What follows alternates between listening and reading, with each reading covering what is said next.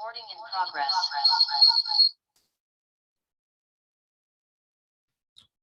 Baik. Bismillahirrahmanirrahim. Assalamualaikum warahmatullahi wabarakatuh. Selamat pagi, salam sejahtera untuk kita semua. Semoga dalam keadaan sehat selalu, yang di rumah, peserta didik SMK Sandikta kelas 10 TKJ. TKJ 1, TKJ 2, TKJ 3, TKJ 4, dan TKJ 5. Untuk mempersingkat waktu, langsung saja saya sampaikan pada hari ini saya akan menjelaskan pembelajaran kita mengenai pelajaran dasar desain grafis kelas 10 TKJ secara online maupun tatap muka. Nantinya saya juga akan menerangkan metode pembelajaran yang diterapkan di SMK Sandikta. Mungkin saat ini kamu masih bingung sebenarnya belajarnya bagaimana, mata pelajarannya ada apa aja. Jadi disimak dengan baik. Jikapun memang nanti ada pertanyaan, silakan ditanyakan. Karena nantinya insya Allah jika saya memang bisa menjawab, saya akan jelaskan mengenai pembelajaran kita ke depannya. Tentunya masih bingung ya, karena masih awal-awal. Pembelajaran bagaimana, nanti akan kita jelaskan.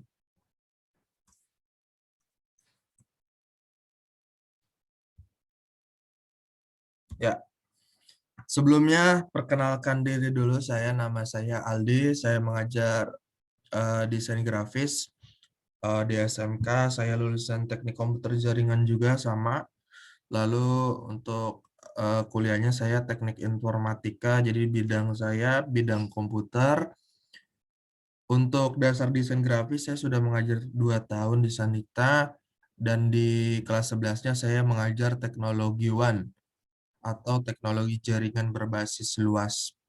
Untuk pekerjaan saya di Sandika, selain mengajar, saya juga menjaga laboran lab 1 atau labcom 1 dan mengajar di SMK Sandikta. Itu pengenalan singkat aja. Jadi bidang studi saya memang di bidang komputer.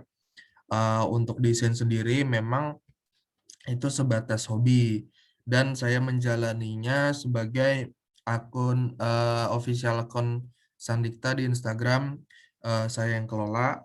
Itu bagian desainnya bareng-bareng sama anak OSIS. Dan untuk official YouTube-nya itu dipegang sama Pak Dede Farorozi. Nah, itu udah ketemu di Seni Budaya kalau nggak salah. Nah, jadi itu sekedar pengenalan saja.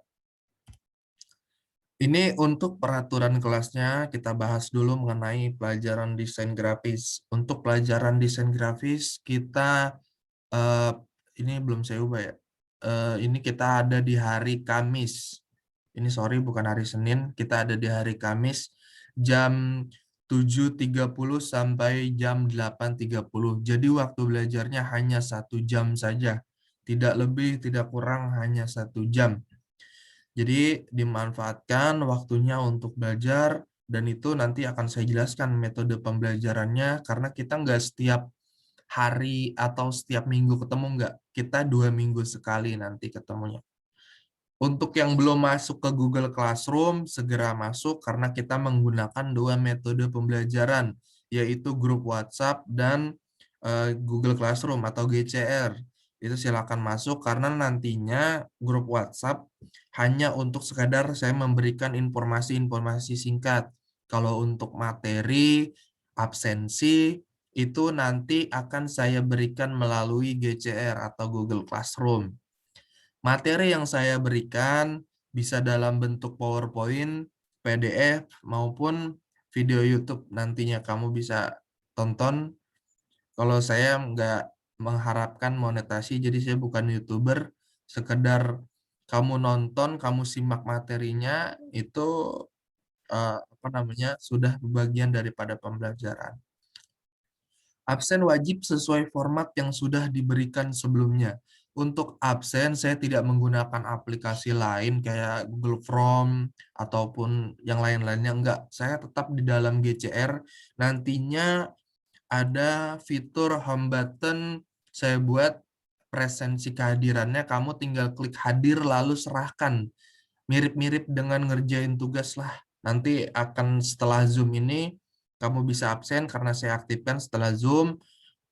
Saya berikan contohnya, kamu silakan absen via GCR. Nah, itu saya berikan waktu dari 7.30 dan 8.30. Nantinya tetap saya buka sampai sore absennya, cuma memang berbeda orang yang absennya tetap waktu dengan yang tidak tepat waktu. Karena memang pembelajaran online ini kan kelas kamu pindah ya, kelasnya pindah menjadi kelas virtual. Nggak ada ruang kelasnya, jadi ruang kelasnya kita di dalam aplikasi atau di dalam sebuah software. Nah, itu tentunya akan ada nilai yang berbeda bagi yang memang hadir tepat waktu dengan yang eh, tidak tepat waktu. Tapi bukan jadi masalah ketika dia telat atau telat absennya itu nggak jadi masalah, tapi memang berbeda nilainya tentunya. Untuk tugas, dikirimkan melalui link yang saya berikan di Google Classroom. Masih sama, untuk tugas-tugas dikirimnya di dalam Google Classroom, eh, baik itu tugas menulis, mengerjakan soal, dan segala macamnya itu lewat Classroom. Dan untuk mata pelajaran saya bersifat tidak spam tugas. Artinya, mungkin di sini ada yang aktif, yang rajin, alhamdulillah, itu syukur alhamdulillah. Tapi perlu saya sampaikan bahwanya untuk pelajaran desain grafis, saya bersifatnya tidak spam tugas. Jadi nggak tiap minggu, tiap pertemuan saya berikan tugas, tugas, tugas, tugas, tugas, tugas, tugas, tugas, tugas, tugas. Nah, itu tugasnya nanti menumpuk. Artinya saya mata pelajaran saya bersifatnya saya hanya memberikan ketika memang waktunya mengambil nilai, itu baru saya berikan tugas. Makanya nanti ketika ada tugas dimanfaatkan sebaik-baiknya.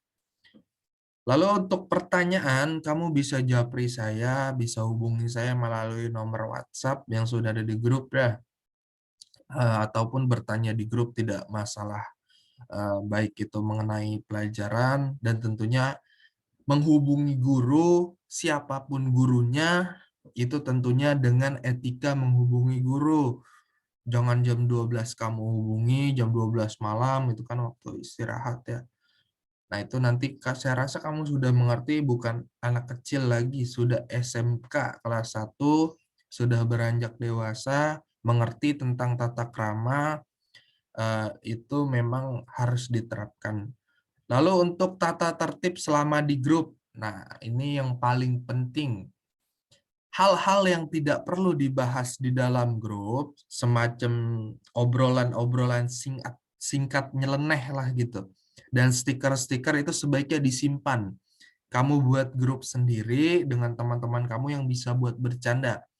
Dalam artian bukan saya kaku atau melarang dan gak asik, tapi supaya informasi penting yang saya berikan maupun pertanyaan-pertanyaan penting dari teman kamu itu nggak ketiban, nggak scrollnya jadi nggak kejauhan. Nah itu, kalau mau bercanda silakan buat grup sendiri, nah itu boleh bebas. Tapi untuk di grup pelajaran, kita supaya kamu pun enak nyarinya, kayak misalnya saya kirim link Zoom, nyarinya nggak kebanyakan gara-gara ketiban sama bercandaan-bercandaan. Nah, itu antisipasinya.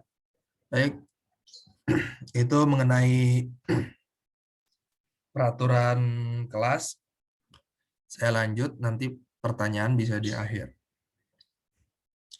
Jadi ini tentang desain grafis secara mendasarnya, yaitu proses komunikasi menggunakan elemen visual seperti tipografi, fotografi, serta ilusi yang dimaksudkan untuk menciptakan persepsi akan suatu pesan yang disampaikan. Jadi artinya begini, kita nantinya kalau untuk desain grafis di dalam bidang TKJ, kita lebih mendasar kepada desain website maupun aplikasi Photoshop dan Corel. Jika memang tidak ada pandemi, seharusnya mata pelajaran saya ini adalah mata pelajaran praktek. Kita praktek di lab. Di lab kita membuat desain, baik desain visual, serta desain komunikasi itu nantinya kita buat di dalam lab. Karena memang situasinya terbatas selama pandemi, kita mengenal basic-basicnya saja secara virtual. Nanti akan saya bahas juga mengenai kegiatan tatap mukanya. Ini materi-materi yang akan kita pelajari selama 1 semester. Ada aplikasi pengolah gambar seperti yang sudah saya sebut tadi, ada Photoshop, CorelDRAW, ada Paint. Kalau mungkin di handphone ada PixArt, Photogrid, segala macamnya itu banyak sekarang. Kedua, mendiskusikan unsur-unsur tata letak berupa garis, ilustrasi, tipografi, dan lain-lainnya. Itu nanti semacam kalau kamu di handphone itu kita mengatur kecerahannya, sanutrasinya. Nah, itu yang biasanya sering upload-upload foto, edit-edit sudah nggak asing ya dengan setting-setting itu kayak pakai naikin kecerahannya. Nah, itu kan di bagian daripada editingnya.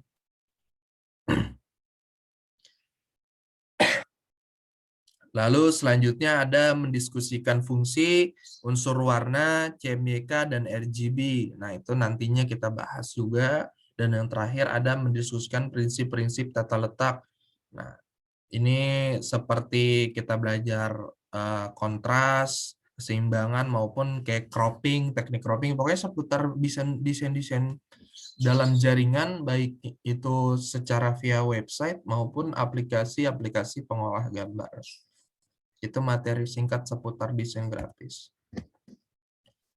Ini di luar daripada pembelajaran desain grafis saya, tapi akan saya jelaskan untuk pembelajaran kamu selama 3 tahun bisa dibilang sampai lulus nanti sekiranya arahnya bagaimana. Mohon disimak baik-baik supaya kamu nantinya nggak bingung lagi nih belajarnya kayak gimana, karena ini kan baru kelas 10 ya, baru 4 hari belajar di Sandikta. Khususnya SMK Sandikta, dia menerapkan kurikulumnya. Kalau kamu pernah dengar kurikulum, ada kurikulum 2013, ada kurikulum KTSP, ada kurikulum 2013 revisi. Nah, kalau SMK Sandikta menerapkannya kurikulum vokasi. Kurikulum vokasi itu adalah kurikulum yang mengarahkan kita untuk siap bekerja. Memang sesuai tujuan utamanya, SMK itu adalah untuk mengarah kita ke dunia kerja. Tapi bukan artian kamu nggak bisa kuliah ya, tetap bisa kuliah, namun inti pembelajaran kita itu mengarah ke dunia kerja. Saya jelaskan mengenai kurikulum vokasi itu, nantinya sistem pembelajaran mungkin di sini ada kakaknya, atau mungkin ayahnya, atau saudaranya yang pernah bersekolah di SMK Sandikta, khususnya nih yang TKJ, akan sedikit berbeda nih dengan tahun-tahun kamu ke depannya, di mana nanti kamu akan PKL-nya itu di kelas 12. Kelas 11-nya nanti kamu sudah mulai menyicil untuk uji kom. Dan untuk SMK ini, finish-nya itu adalah uji kom. Kalau dulu kan ada UNBK ya, sekarang kan udah nggak ada UNBK. UNBK sudah diganti dengan AKM namanya, Assessment Kompetensi Minimum. Dan itu berlaku tidak untuk semuanya, hanya beberapa orang di kelas 11. Jadi AKM itu untuk nilai persuasif kepada sekolah. Dan untuk uji kom itu berlaku untuk semua peserta didik di kelas 12, namun memang sudah dicicil nih dari kelas 10. Artinya di dalam uji kom itu bahasanya saya jelaskannya ada 3 ulangan lah, ada 3 ulangan. Nah, nanti ulangan di kelas 10-nya 1, ulangan di kelas 11-nya 1, ulangan di kelas 12-nya 1. Nah, kalau bahasa LSP-nya, bahasa kurikulum vokasinya, itu nanti di kelas 10 kamu mengerjakan klaster 1, kelas 11 klaster 2, kelas 12 klaster 3. Nah, itu seputar materinya ada routing, mikrotik, ada membuat kabel, konfigurasi jaringan, itu yang nantinya akan kamu pelajari sampai kelas 12, finishnya di uji kom nantinya. Dan untuk kurikulum vokasi ini, kita diuji langsung oleh LSP P1 SMK Sandikta di bawah naungan BNSP, Badan Nasional Sertifikasi Profesi. Nah, itu nantinya bagi peserta didik atau siswa yang lulus dalam uji kom baik klaster 1, 2, dan 3 itu akan mendapatkan sertifikat BNSP. Nah, mungkin ada yang sudah tahu sertifikat BNSP itu sifatnya sertifikat yang diakui untuk pekerja secara nasional. Artinya kamu sudah terverifikasi atau tersertifikasi bahwa kompeten di dalam bidangnya. Di dalam dunia kerja, insya Allah memang sertifikat tersebut berbeda dan nilai value-nya lebih tinggi dibanding sertifikat-sertifikat lain dalam hal terutama kayak melamar kerja. Bisa jadi hal tersebut menjadi nilai tambahan yang besar jika kamu melamar di bidang yang sesuai. Lalu untuk peserta didik yang tidak lulus dalam uji kom, itu memang tetap dapat mendapatkan sertifikat, namun bukan yang dari BNSP, tapi dari LSP P1 SMK Sandikta. Untuk nilainya tentunya agak sedikit di bawah BNSP. Maka dari itu saya jelaskan keseriusannya walaupun dari kelas 10 itu sudah mulai serius karena dari kelas 10 kamu sudah mencicil untuk uji kom. Jadi kelas kelas 10 nggak bisa kamu bilang bahwa santai masih kelas 10 ntar aja pas kelas 12 seriusnya. Tidak bisa. Karena untuk SMK Sandikta itu dari kelas 10-nya kamu sudah bisa dibilang diambil nilainya untuk kelulusan kamu nanti di kelas 12 untuk uji komnya. Jadi seperti itu. Untuk kegiatan selanjutnya yaitu pembelajaran secara online. Nah, pembelajaran secara online bagaimana pembelajarannya? Jadi yang perlu kamu pahami terlebih dahulu nih dasarnya.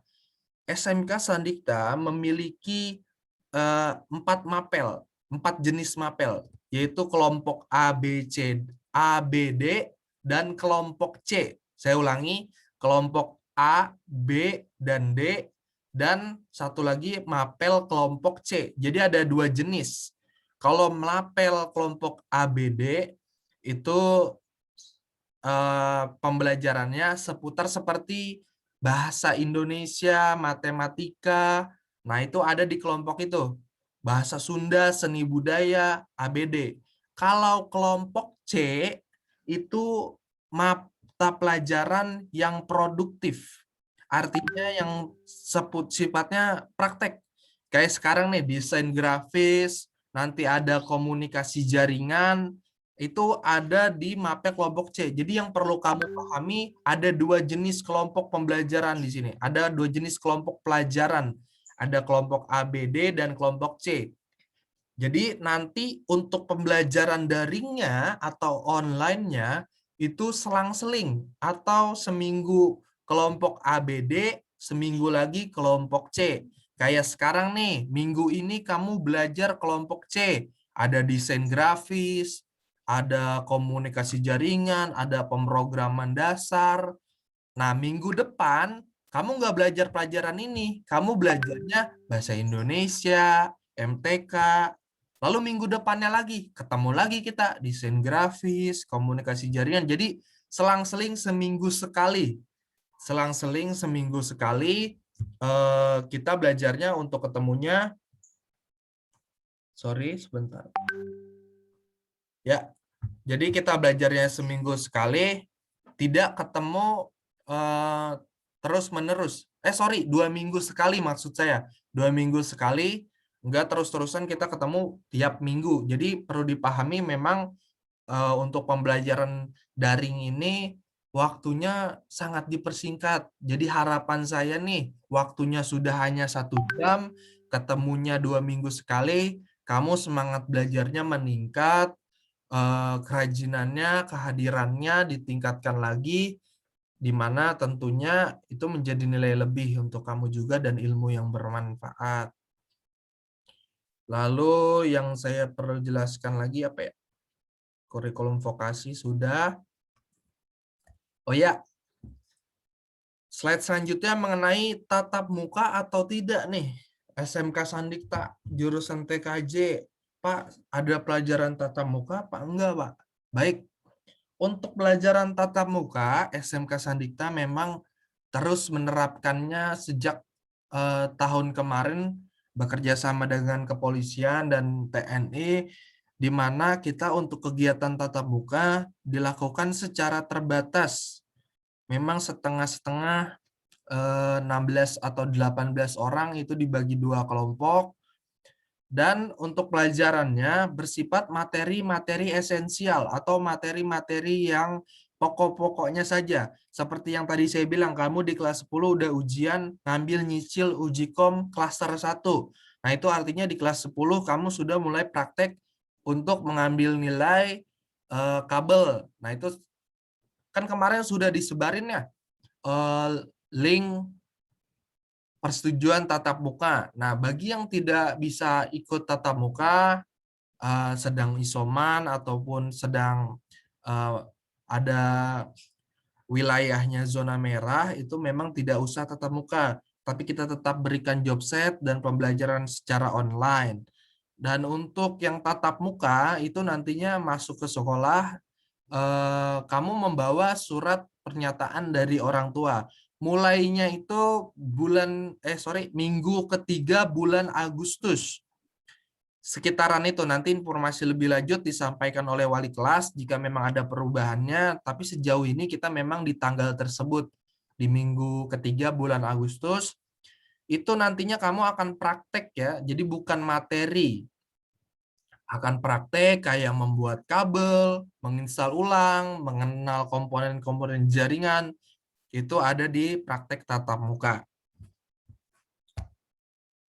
Baik, itu saja mungkin yang bisa saya sampaikan. Saya stop share dulu. Sampai sini ada yang mau ditanyakan tidak? Jika masih bingung, nanti videonya saya upload juga di YouTube untuk siaran ulang. Sekaligus mungkin kamu mau mendengarkan lagi jika masih bingung. Silakan saya buka mic-nya yang mau tanya, raise hand.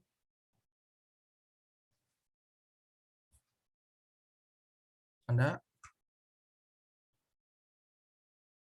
Kalau gitu saya minta aktifkan kameranya terlebih dahulu untuk saya foto. Silakan saya tunggu aktifkan kameranya untuk saya absensi.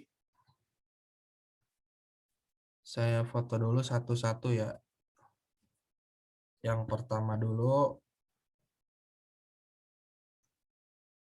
Sebentar, sabar. Sabar. 1, 2, 3. Baru yang pertama. Yang kedua, dinyalain dulu kameranya. 1, 2, 3. Yang ketiga, kalau yang nggak pakai seragam, mukanya dideketin aja. 1, 2, 3.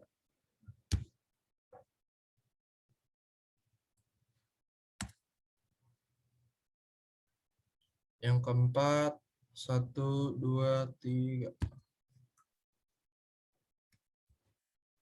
Yang kelima terakhir. Oh ya, saya lupa sampaikan. Untuk pelajaran saya ini nggak setiap pertemuan kita nge-zoom. Nggak. Hanya pertemuan pertama dan pertemuan beberapa saja kita melakukan Zoom. Artinya kalau kita belajar lewat classroom nggak usah pakai seragam. Jadi kalau saya memberikan materi lewat classroom, baik itu video dan segala macamnya nggak usah pakai seragam. Tapi kalau untuk tatap muka seperti ini, saya harapkan menggunakan seragam. Tadi ada yang kelewat, mohon maaf. Untuk ulangannya kita menggunakan GBT Sandikta. Nah, saya kasih lihat dulu.